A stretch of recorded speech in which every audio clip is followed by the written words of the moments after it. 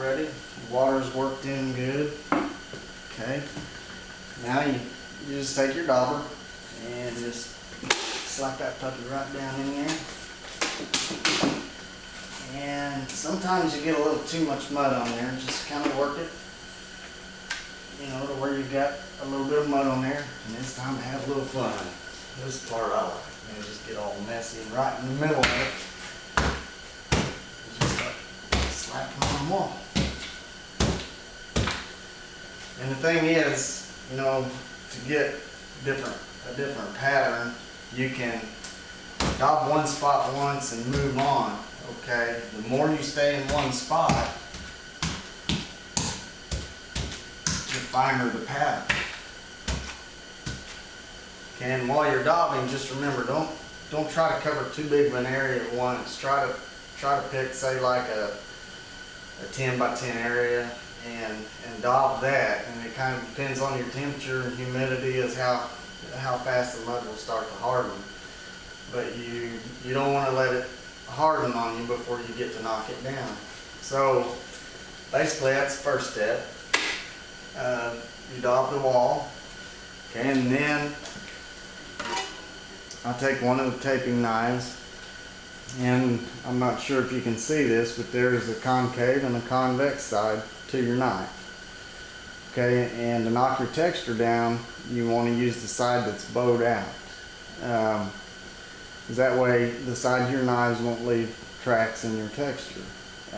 This side of the knife that's bowed in, that's used for taping and bedding. That leaves mud, and so you want to use the bowed out side of your knife. Okay, when you put it up to the wall, you want to hold your knife inward, a little over a 45-degree angle or so. And just relax. Don't put too much pressure. You know, you kind of got to get a feel for this part of it. But try to relax and just lay your knife up. And then you drag it across the texture.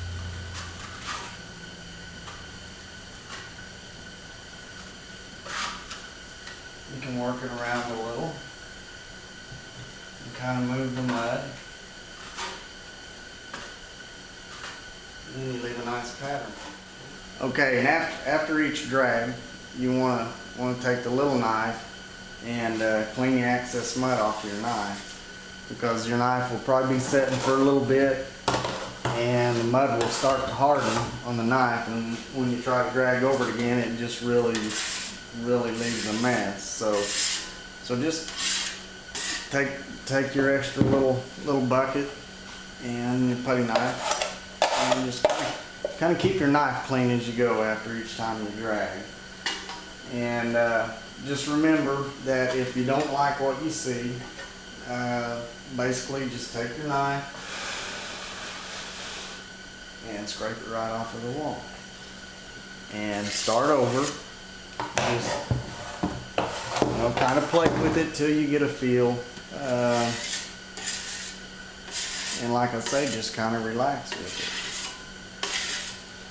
So let me daub just a little more, and I'll show you kind of how to get it, you know, in your immediate corners, because it's really hard to daub into the immediate corners. So let me see if I can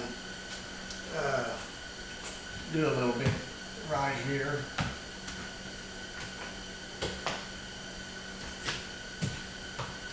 Okay, if you'll notice, let's pretend my ceiling line was here. It didn't really get the texture right into the immediate corner. So the way you do that is you try to work in your corners first. You make an initial drag. You go back into your corner, and you can see how it carries the mud into the corner when you do that.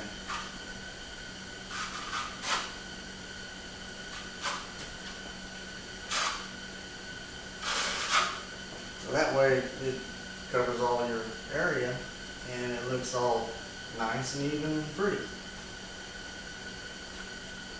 So, of course, that's one method. That's kind of a broquet. I'll also show you kind of how to do a swirl, but as far as basic texture goes, I mean, it's really simple, and not hard to do at all. Okay, I'll just show one more simple texture to do, and this time I had my mud just a little bit wetter. I added a little more water to it, and basically the same method of daubing. The only difference is you take your dauber, you put it on the maul, and you just twist it. You just twist it like that. It takes a little more elbow grease, a little more muscle.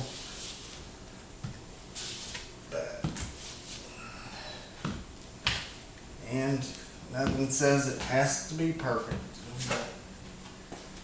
See, that kind of gives you a brushed or a swirl effect. Like I say, just relax with it, have fun, invite the in-laws over for supper, you know, just anything it takes. But that's the main thing, just relax with it, have fun. And when you get through, kind of scrape your tools off, cleans up with soap and water. Real easy to do. And if you have any questions, I should have my email listed on the web, and if you have any questions, feel free to email me. Anyways, I may be posting the option too on the website to where I can maybe set up a simple kit that would be beneficial too, which, you know, basically make some of these and a 5-gallon bucket and some knives, you know, a basic setup of what you need to put texture on. So kind of keep your eye on my site, and there'll be new developments there, and hopefully all this will be beneficial to you. So once again, thanks, and this is Richard Epperly.